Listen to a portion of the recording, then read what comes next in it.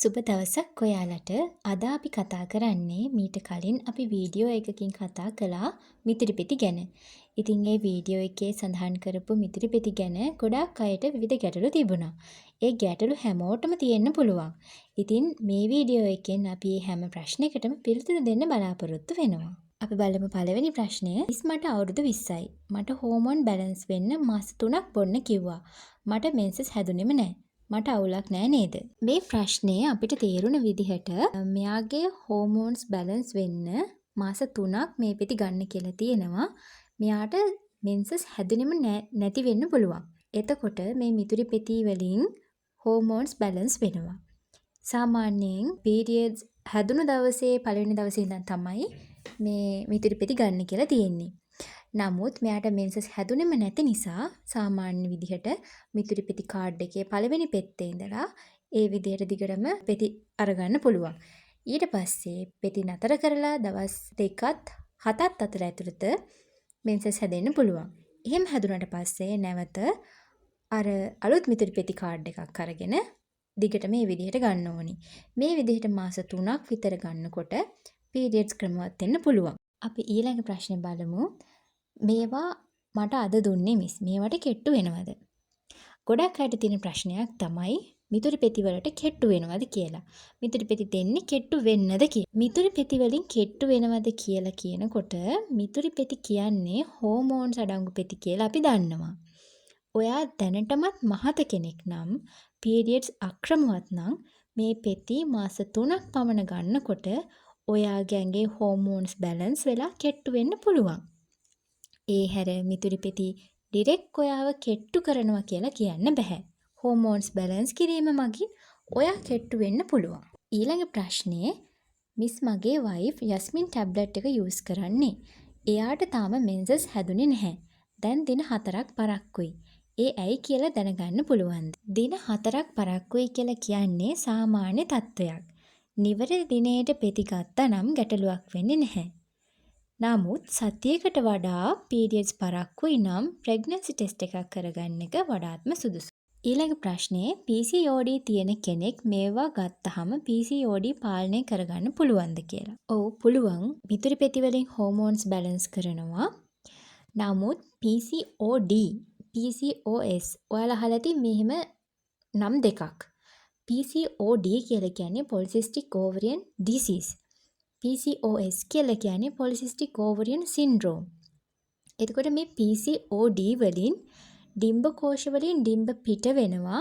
නමුත් ඩිම්බ පිටවීම ප්‍රමාද වෙනවා. මාස 3-4කට සැරයක් වගේ අන්න එහෙම තමයි ඩිම්බ පිට වෙන්නේ. PCOD තත්වය අපිට සාමාන්‍යයෙන් අපේ ලයිෆ් ස්ටයිල් එක චේන්ජ් කරලා වුණත් අපිට බෙහෙත් වලින් නැතුව පාලනය කරගන්න පුළුවන්. ව්‍යායාම කිරීමෙන් අපි ගන්න ආහාර රටාව වෙනස් කිරීමෙන් වගේ දේවල් වලිනුත් PCOD තත්ත්වය පාලනය කරන්න පුළුවන්. නමුත් PCOS කියන තත්ත්වයේදී ලයිෆ්ස්ටයිල් චේන්ජ් එකකින් විතරක් අපිට මේ තත්ත්වය පාලනය කරගන්න බෑ. එහිදී ඖෂධ සඳහා යන්න වෙනවා. අපි ඊළඟ ප්‍රශ්න බලමු. මිස් යස්මින් දවස් 21ක් බීලා නවත්තද්දී මෙන්සස් හැදුන්නේ නැත්තම් අන්තිම පෙත්ත බීලා දවස් 7ක් ඇතුළත කාඩ් එකක් පටන් ගත්තට කමක් නැද්ද? නැත්නම් මෙන්සස් හැදෙනකම් ඉන්න ඕනේද අලුත් කාඩ් එකක් පටන් ගන්න? Please reply. අපි මේ ප්‍රශ්නෙට පළවෙනියෙන්ම කියන්න ඕනේ යස්මින් වල තියෙන්නේ පෙති 21යි. මිතුරි වල පෙති 28ක් තියෙනවා. මිතුරි කාඩ් එකේ වගේම යස්මින් වලත් පළවෙනි පෙති 21 හෝමෝන් පෙති. මිතුරි කාඩ් එකේ අන්තිම පෙති 7 දුඹුරු පාට පෙති 7 යකඩ අඩංගු පෙති 7යි. ඒ යකඩ අඩංගු පෙති 7 යස්මින් වල නැහැ. යස්මින් වල අන්තිම පෙත්ත කියලා කියන්නේ 21 වෙනි පෙත්ත. 21 වෙනි පෙත්ත බීලා පහවදාම මෙන්සස් හැදෙන්න නැති වෙන්න පුළුවන්. අන්තිම පෙත්ත බීලා දවස් 7ක් ඇතුළත මෙන්සස් හැදුනේ නැත්තම් ඒ කියන්නේ මිතුරි කාඩ් එක නම් අර දුඹුරු පාට පෙති 7 බීලා ඉවර වුණාට පස්සේ මෙන්සස් හැදුනේ නැත්තම් ඉස්සෙල්ලාම ප්‍රෙග්නන්සි ටෙස්ට් එකක් කරගන්න එක තමයි වඩාත් වැදගත් වෙන්නේ. ප්‍රෙග්නන්සි ටෙස්ට් එක නෙගටිව් නම් ඔයා මේ පෙති භාවිතා කරන්නේ ඔයාගේ හෝමෝන්ස් බැලන්ස් කරගන්න නම් එහෙම නැත්තම් බර්ත් කන්ට්‍රෝල් එක පෙති විදිහට නම් දිගටම භාවිතා කරනවා නම් 8 වෙනි දවසේ ඉඳලා පටන් ගන්න පීරියඩ්ස් හැදුනත් නැතත්. ඊළඟ ප්‍රශ්නේ අනේ මිස් මං යස්මින් පෙති ගත්තා. දින 21ක් බීලා නැවැත්තුවා. අදට දවස් 3යි මෙන්සසුන් නෑනේ. යස්මින් පෙති 21 බීලා දවස් 7ක් ඇතුළත හෝ දවස් 7න් පස්සේ පීරියඩ්ස් හැදෙන්න පුළුවන්. දවස් 3ක් ප්‍රමාද වුණා කියන එක ගැටලුවක් නැහැ. අර දවස් 7 ඇතුළත හරි එහෙම නැත්නම් 7න් පස්සේ දවස් 2ක් ඇතුළත හෝ මෙන්සස් හැදෙන්න පුළුවන්. ඊළඟ ප්‍රශ්නේ ප්‍රොස්ටිනෝ එකක් ගත්තා මිස් අපි දවසකට කලින්. ඒත් මෙන්සස් සති 2ක් විතර කල් හැදිලා මිතුරි පෙති බොන්න ගන්නද අපි ප්‍රශ්නයක් වෙනවද කියලා අහලා තියෙනවා. ප්‍රොස්ටිනෝ කියලා කියන්නේ හදිස්සි ගැප් ගැනීම වළක්වීම සඳහා ගන්න පෙත්. මේ බෙහෙත ලිංගික එක්වීමකින් පසු පැය 72ක් ඇතුළත ලබා ගත යුතු පෙත්තක්. මේන් කරන්නේ හදිසි ගැප් ගැනීම වළක්වීම පමණයි. මෙන්සස් හැදුනට පස්සේ නැවත මිතුරි කාඩ් එකක් පාවිච්චි කරන්න පුළුවන්. හැබැයි ප්‍රොස්ටිනෝ කියන හෝමෝන්ස් ගොඩක් අඩංගු බෙහෙතක්. මේක නිතරම භාවිතා කිරීම එච්චර සුදුසු නෑ. ඊළඟ ප්‍රශ්නේ ගිය මාසේ මුල දින කීපයක් ආයේ මාසේ අන්තිම දින කීපයක් හැදුනා. ඒත් මේ මාසෙට තාමත් හැදුනේ නැහැ කියලා තියෙනවා. මේ තත්ත්වය සාමාන්‍යයි. අපි දන්නවා සාමාන්‍ය කාන්තාවකගේ මෙන්ස්ට්‍රුවල් සයිකල් එක දින 28කට වරක් තමයි ක්‍රියාත්මක වෙන්නේ. එතකොට අපි හිතමු මාසයේ මුල ඒ කියන්නේ 1-2 දිනවල හැදුණා කියලා. ඒ මාසෙම ඔයාට අහපොව 28-29 වගේ දවස්වල ආයෙ හැදෙන්න පුළුවන්. දින 28ක සයිකල් එකක් නිසා ඊළඟ මාසේ 26-27 වගේ දිනවල තමයි හැදෙන්න තියෙන්නේ. මේ දින 2-3ක් වගේ පරක්කු වෙන්න පුළුවන්. එහෙම නැත්නම් ඊට දින 2-3ක් වගේ කලින් හැදෙන්නත් පුළුවන්. ඒක සාමාන්‍ය තත්ත්වයක්. ඊළඟ ප්‍රශ්නේ අහලා තියෙනවා මිස් ඩ්‍රෝනිස් පෙති 24 බොන්න විදිය කියන්නකෝ මට මාස 3ක් බොන්න කිව්වා කියලා. මේ බෙහෙතත් සාමාන්‍ය මිතුරි පෙති වගේම මෙන්සස් හැදුන දවසේ ඉඳන් පළවෙනි පෙත්තේ ඉඳන් කැලෙන්ඩර් පැක් එකේ විදිහට දවස් 24ක් බොන්න ඕනේ.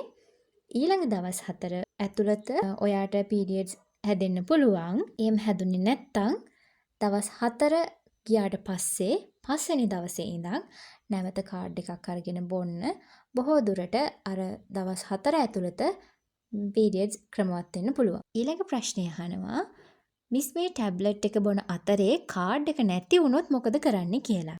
කාඩ් එකක් නැති වුණොත් ඔයාට මතකයි නම් නැති වුණ දවසේ ඉඳන් නතර කරපු පෙත්ති කාඩ් එකේ තියෙන දිනේ ඒ දවසේ ඉඳන් අලුත් කාඩ් එකක් අරගෙන ඉදිරියට බොන්න. ඊට පස්සේ මෙන්සස් හැදුනහම නැවත අලුත් කාඩ් එකක් අරගෙන බොන්න පටන් ගන්න. ඊළඟ ප්‍රශ්නේ PCOS තියෙන කෙනෙක්ට මේක පාවිච්චි කරාම PCOS පාලනය කරගන්න පුළුවන්ද කියලා. අපි මේ ප්‍රශ්නෙට කලින් පිළිතුරක් දුන්නා. PCOD සහ PCOS කියන දෙකේ වෙනස සහ ඒ දෙක පාලනය කරගන්න පුළුවන් විදිහ. PCOS කියන තත්වය Polycystic Ovarian Syndrome කියන තත්වය. මේ තත්වයේදී ව්‍යායාම ආහාර පාලනය වගේම ඖෂධත් ලබා ගන්න ඕනේ. එතකොට මේ තත්ත්වය පාලනය කරගන්න පුළුවන්. ඊළඟ ප්‍රශ්නේ අනේ දවස් 2ක් අමතක වෙලා ආයෙ බිව්වා. දැන් මට මෙන්සස් දින 2ක් පරක්කුයි. දවස් 2ක් අමතක වුණා නම් මතක් වුණ ගමන්ම පෙති 2 බොන්න. ඒ දවසේ සාමාන්‍ය වෙලාවට වෙනද වගේ පෙත්ත බොන්න. ඊළඟ දවස් 7ට කොන්ඩම් එකක් යූස් කරන්න පුළුවන්. දින 2ක් ප්‍රමාද වීම සාමාන්‍ය දෙයක්. වෙන්නත් පුළුවන් දින 2කට වඩා සතියක් විතර ප්‍රමාද වෙනවා නම් ප්‍රෙග්නන්සි ටෙස්ට් එකක් කරගන්න ඕනේ. ඊළඟ ප්‍රශ්නය අහලා තියෙනවා දුඹුරු පාට පෙත්ත බොන්න ඕනේ නැද්ද? සුදු පාට 21 බීලා ඉවර වුණාම මෙන්සස් වුණා දුඹුරු පෙති නොබී ආයෙමත් කාඩ් එකක් අරන් සුදු පාට පෙති බොන්න ඕනේද මිස් කියලා. එහෙම වුණොත් ඒ කියන්නේ පෙති 21 බීලා දුඹුරු පාට පෙති බොන්න පටන් ගන්නකොට මෙන්සස් වුණොත් දුඹුරු පාට පෙති නොබී සුදු පාට පෙති 21ක් ආය අලුත් කාඩ් එකක් අරගෙන බිව්වට ගැටලුවක් වෙන්නේ නැහැ. ඊළඟට අහලා තිනවා මම ඇල්ඩක්ටෝන් ගන්නවා. මට ඩයිනී 35 වලට මාරු වෙන්න පුළුවන්ද කියලා. සාමාන්‍යයෙන් ඖෂධ වර්ගීකරණයක් කරනකොට ඇල්ඩක්ටෝන් කියලා කියන්නේ පොටෑසියම් ස්පයිරින් ඩයුරිටික් කාණ්ඩයට අයත් බෙහෙතක්. මේ බෙහෙතේ අපි මේ හෝමෝන්ස් බැලන්ස් කිරීමට අමතරව වෙනත් භාවිතාවන් තියෙනවා. ඇල්ඩක්ටෝන් වලින් ශරීරයේ හෝමෝන පාලනය කරනවා. ඩොක්ටර් කෙනෙක් ඔයාට නිර්දේශ කරලා තියෙනවා නම් ඇල්ඩක්ටෝන් පාවිච්චි කරන්න කියලා ඒක දිගටම ගන්න ඕනි. ඩයිනී 35 වලිනුත් හෝමෝන්ස් බැලන්ස් කරනවා තමයි. නමුත් ඇල්ඩක්ටෝන් වලින් හෝමෝන්ස් බැලන්ස් කරන විදිහයි ඩයිනී 35 වලින් හෝමෝන්ස් බැලන්ස් කරන විදිහයි දෙවිදියක්. ඒ හින්දා ඇල්ඩක්ටෝන් වලින් ඩයිනී 35 වලට මාරු වෙනවා නම් වෛද්‍යවරයෙක්ගේ නිර්දේශ මත විතරයි මාරු කරන්න ඕනේ. ඇල්ඩක්ටෝන් වලින් පාලනය කරන හෝමෝන් සහ ඩයිනී 35 වලින් පාලනය කරන හෝමෝන්ස් වෙනස් හෝමෝන් තමයි පාලනය කරන්නේ. ඊළඟ ප්‍රශ්නෙන් අහලා තියෙනවා මිස් ඩයිනී පෙති 21 ඉවර වුණ ගමන් මෙන්සස් හැදෙනවද නැත්නම් දින 28න්මද මෙන්සස් හැදෙන්නේ කියලා. ඩයිනී 35 පෙති 21 ඉවර වුණ ගමන්ම මෙන්සස් හැදෙනවා කියලා කියන්න බෑ. දින 21න් පස්සේ තව දවස් 7ක් ඇතුළත, ඒ කියන්නේ දින 28ක් ඇතුළත තමයි මෙන්සස් හැදෙන්න පුළුවන්. ඊළඟ ප්‍රශ්නෙනුත් අහලා තියෙන්නේ ඩයන් 35 වලට කෙට්ටු වෙනවද කියලා. අපි කලින් සඳහන් කරා මේ මිතුරී පෙති ඇතුළු අනිකුත් කොන්ට්‍රසෙප්ටිව් පිල්ස් වලට ඩිරෙක්ට් කෙට්ටු වීමක් සිද්ධ වෙනවා කියලා කියන්න බෑ. හෝමෝන්ස් බැලන්ස් වෙනාට පස්සේ කෙට්ටු වෙන්න පුළුවන්. ඒ වගේම සමහරක් අයට මහත් වෙන්නත් පුළුවන්. මේ දෙකම වෙන්න පුළුවන්. හෝමෝන්ස් බැලන්ස් වීම අනිවාර්යෙන් සිද්ධ වෙනවා. ඊළඟ ප්‍රශ්නය අහලා තියෙනවා මං ජඩෙල් එකක් ගලවලා මාස 2ක් වෙනවා තාම මෙන්සස් උනේ නෑනේ. මිතුරි පෙති ආයේ බිව්වොත් මෙන්සස් වෙයිද? මං ආයේ බබෙක් බලාපොරොත්තුවෙන් ඉන්නේ කියලා. පළවෙනි දේ තමයි බබෙක් බලාපොරොත්තු වෙන කෙනෙක් නම් මිතුරි පෙති අරගෙන වැඩක් වෙන්නේ නැහැ. ජඩෙල් එක ගලවලා මාස 2ක් යනකම් මෙන්සස් උනේ නෑ කියලා මෙතන තියෙනවා. මේක සාමාන්‍යයෙන් අපි ජඩෙල් එකක් අවුරුදු 5ක් විතර දාලා තියෙන්න පුළුවන්. ඊට පස්සේ ජඩෙල් එක ගලවපු ගමන් සමහරක් අයට මෙන්සස් වෙන්න පුළුවන්. සමහර අයට මාස 2ක් 3ක්, සමහර අයට මාස 6ක් විතර යනකම් මෙන්සස් හැදෙන්නේ නැති වෙන්න පුළුවන්. එහෙම වුණොත් ජඩෙල් එක ගලවලා ඔයා වෛද්‍යවරයෙක් හම්බ වෙන්න. මේ මාස 3ක් විතර ගියාට පස්සෙත් මෙන්සස් උන්නේ නැත්නම් අනිවාර්යෙන් වෛද්‍යවරයෙක් හම්බ වෙලා නැවත දරුවෙක් බලාපොරොත්තු වෙනවා කියන එකත් කියලා ඉතුරු ප්‍රතිකාර ලබා ගැනීම වඩාත්ම සුදුසුයි. ඊළඟ ප්‍රශ්නය අහලා තියෙනවා මට අවුරුදු 27යි අවුරුදු 2ක් පමණ පෙති භාවිතා කරනවා. දරුවෙක් බලාපොරොත්තු වෙනවා නම් පෙති භාවිතය නතර කර යුත්තේ කෙසේද කියලා. දරුවෙක් බලාපොරොත්තු වෙනවා නම් සාමාන්‍ය විදිහට පීරියඩ්ස් හැදුනහම ඔයා දැන් දිගටම පාවිච්චි කරනවා නම් පීරියඩ් එක පටන් ගන්නකොට ආයෙ පෙති නොබී ඉන්න. එක කාඩ් එකක් ඉවරුනට පස්සේ ආය ලබා ගන්න එපා. සාමාන්‍ය විදිහට මෙන්සස් හැදුනට පස්සේ සාමාන්‍ය විදිහට මෙන්සස් හැදෙන්න දෙන්න. පටන් ගන්න පළවෙනි දවසේ ඉඳන් නැවත ආය අලුත් කාඩ් එකක් පටන් ගන්න එපා. දරුවෙක් බලාපොරොත්තු වෙනවා නම් ෆෝලික් ඇසිඩ් පෙති ලබා ගැනීම තමයි වඩාත්ම සුදුසු වෙන්නේ. ඊළඟ ප්‍රශ්නයෙන් අහලා තියෙනවා මිතුරි පෙති පාවිච්චි කරලත් මෙන්සස් හැදෙන්නේ නැත්තේ ඇයි කියලා. මිතුරි පෙති පාවිච්චි කරලත් මෙන්සස් හැදෙන්නේ නැත්තම් ඒක ඔයාගේ ශරීරයේ හෝමෝන්ස් ඉම්බැලන්ස් එකක් වෙන්න පුළුවන්. මාස 3ක් වගේ එක දිගට ගත්තත් එහෙම මෙන්සස් හැදෙන්නේ නැත්නම් වෛද්‍යවරයෙක් හමු වීම තමයි වඩාත්ම සුදුසු වෙන්නේ. වෙනත් රෝගී තත්ත්වයක් තියෙනවාද කියන එක දැනගන්න ඕනි. හිතුමනාපෙට මිතුරී පෙති විතරක් ලබා ගන්න එපා.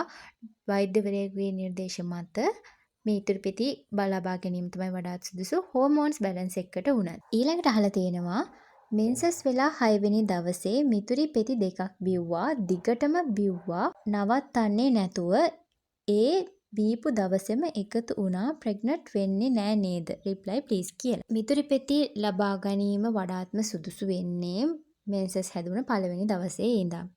6 වෙනි දවසේ මිතුරි පෙති දෙකක් බිව්වා කියලා තියෙනවා මෙතන. එතකොට බොහෝ දුරට ප්‍රෙග්නන්ට් වීමක් සිද්ධ වෙන්නේ නැති වෙයි. මොකද අපි සරු කාලය කියලා කියන්නේ මේ මුල් දවස් 7 නෙමෙයි. මේ මුල් දවස් 7 ඇතුළත තමයි එකතු වීමක් සිද්ධ වෙලා තියෙන්නේ. හින්දා ඉතින් ප්‍රෙග්නන්ට් වීමක් සිද්ධ වීමට ඉඩකඩ අඩුයි. නමුත් ප්‍රෙග්නන්සි ටෙස්ට් එකක් කර ගැනීම වඩාත්ම සුදුසුයි. මේ ගැටලු තමයි අපිට මේ වෙනකොට ඔයාලා කමෙන්ට් කරලා තියෙන්නේ. මීට අමතරව තවත් ගැටලු තියෙනවා නම් කමෙන්ට් සෙක්ෂන් එකේ කමෙන්ට් කරන්න. අපි ඒවට රිප්ලයි කරන්නම්. මේ ගැටලු ඔයාලටත් ඇති. ඉතින් මේ ගැටලු වලට ඔයාලට යම් සාධාරණ පිළිතුරක් ලැබුණා කියලා හිතනවා. එහෙම නැත්නම් තවත් ගැටලු තියෙනවා නම් කමෙන්ට් සෙක්ෂන් එකේ කමෙන්ට් කරන්න.